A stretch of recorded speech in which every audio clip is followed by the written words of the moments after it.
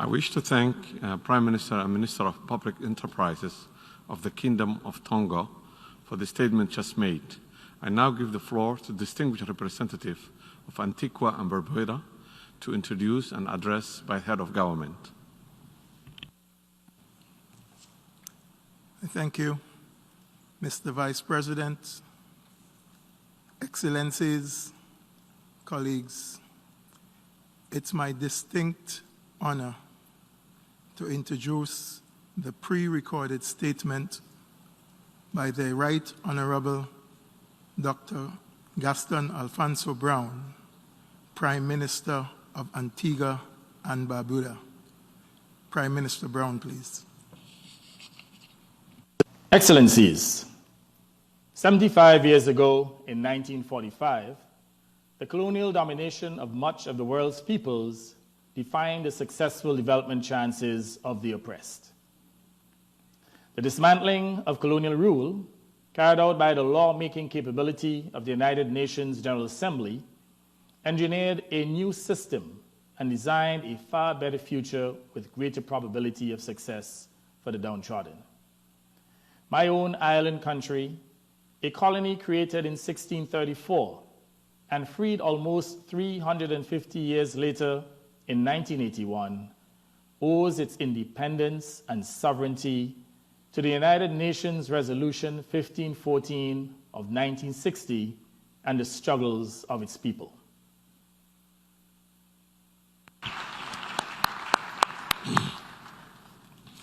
I wish to thank the Prime Minister and Minister for Finance and Corporate Governance of Antigua and Barbuda for the statement just made.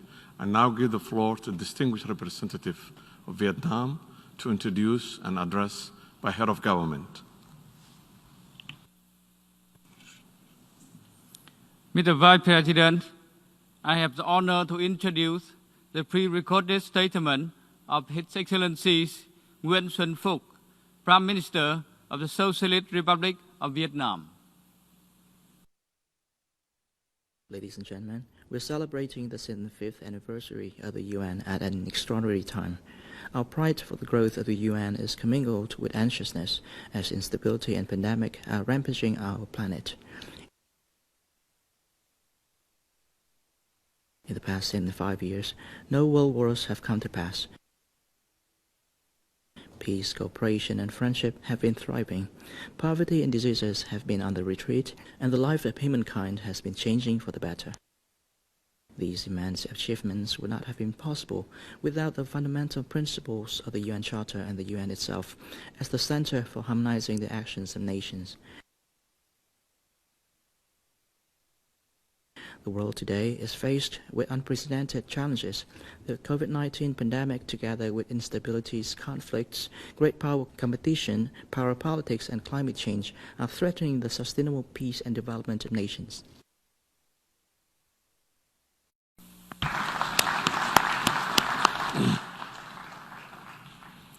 I wish to thank Prime Minister of the Socialist Republic of Vietnam for the statement just made. I now give the floor to the distinguished representative of Cabo Verde to introduce an address by head of government. Thank you, Mr. President. Mr. President, all protocol observed, I have the distinct honor to introduce the pre-recorded video of the statement by His Excellency Mr. José Ulisses Correia e Silva, Prime Minister and Head of the Government of the Republic of Cabo Verde, on this auspicious occasion of the 75th anniversary of the United Nations. I thank you. We offer our greetings and highest compliment to the President of the General Assembly and to the Secretary General, all protocol observers. We congratulate all member states of the United Nations as well the organization itself on reaching this historic milestone. We recognize 75 years of the United Nations contribution to peace, security, freedom, democracy, and promotion and protection of human rights and the reduction of poverty around the world. The United Nations may not be perfect, but neither is our world. That world, however, is a much better place because of the United Nations. Our world, comprised of such a diversity of countries, need governments on critical global issues of environment protection, public health, economic development, financial system, peace and security issues. The COVID-19 pandemic has once again shown the importance of multilateralism. When economies are disrupted and when borders are closed, everyone loses. Some may not lose more than others, but the net impact for our planet is most certainly negative. The devastating potential and reality of climate change knows no boundaries either. Poverty, hunger, insecurity, and instability cause impact and externalities that hardly conform to lines of country borders.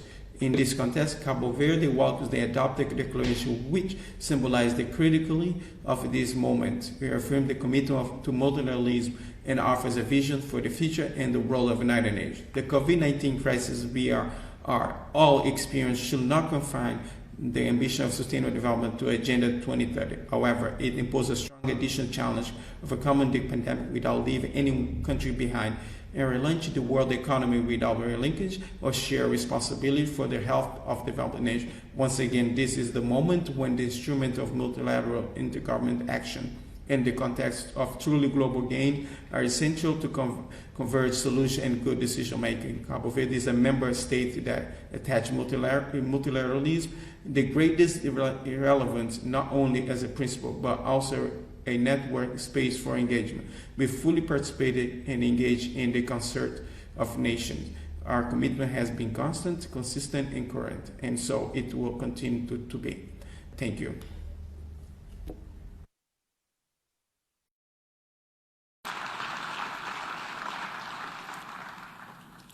I wish to thank the Prime Minister and Minister of Reform of the Republic of Cabo Verde for the statement just made. I now give the floor to the distinguished representative of Croatia to introduce an address by head of the government. Mr. Vice President, I have the honor to introduce His Excellency Andrej Plenković, President of Government of the Republic of Croatia. Excellencies, all protocol observed. Today we commemorate a milestone event in modern human history. 75 years ago, a new international order was launched based on multilateralism and deeply rooted in the victorious alliance over fascism. After two devastating world wars, the United Nations emerged from the ashes of battlefields as humankind's best hope and the foundation of a new, better world.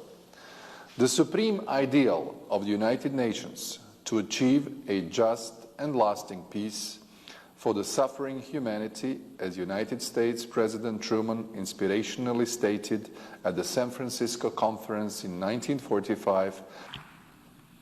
I wish to thank the Prime Minister of Malaysia for the statement just made, and now give the floor to the distinguished representative of Somalia to introduce an address by the head of government.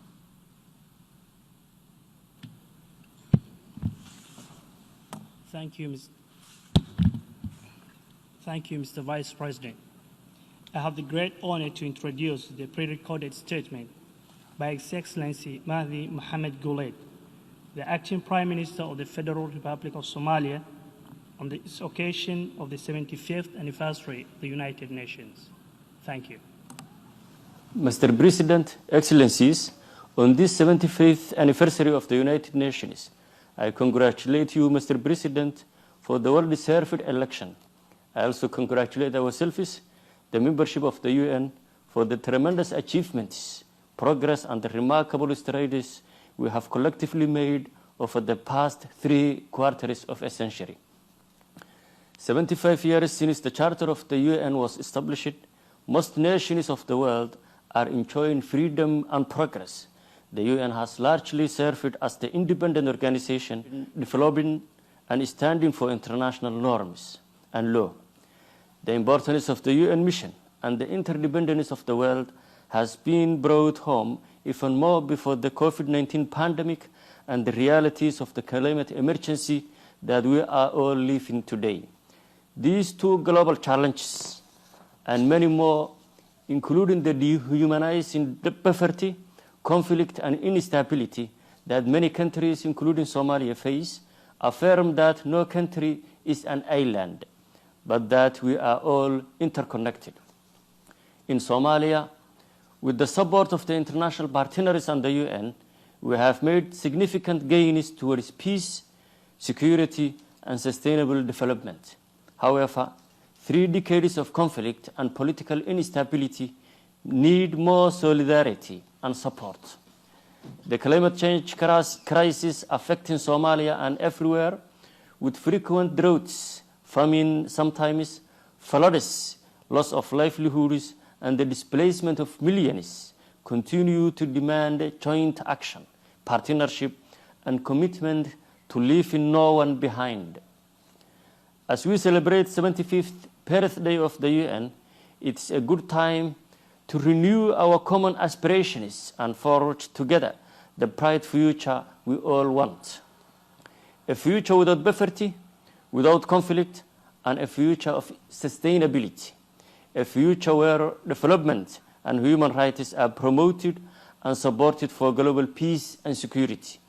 A future where radicalization and extremism, migrations are fought through strategic investment, green jobs, enhanced energy access, and sustainable development as a fundamental issue for our common civilizations. Somalia remains committed to inclusive multilateralism and sees the years ahead, despite the uncertainties, to hold much potential for all of humanity working together under the umbrella of the UN. We will work with all the members to achieve an organization that remains fit for purpose. It was established for an organization that reflects all our aspirations in the 21st century to promote and secure peace and prosperity for all. Let us all build a future of solidarity and trust and sustainability for humanity's success on this fragile common planet that we all share. I thank you all. Long live the United Nations. Thank you for your attention.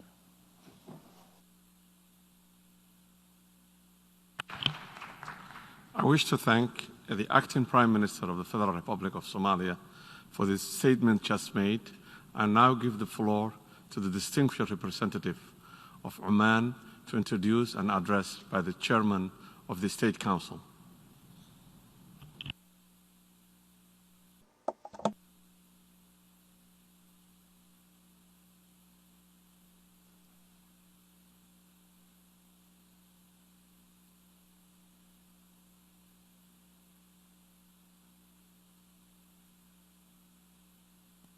This is microphone. Can you hear me now? Okay. Assalamu. May the peace of God be upon you. Mr. President, thank you. I am honored to introduce His Excellency, His Majesty Abdul Malik Al Khalili, Head of the State Council, who will deliver the pre-recorded message of the Sultanate of Oman during this high-level meeting to commemorate the 75th anniversary of the United Nations. Mr. President, member state representatives, I am honored to extend to your gathering the greetings and best wishes of His Majesty Sultan Haytham bin Tariq,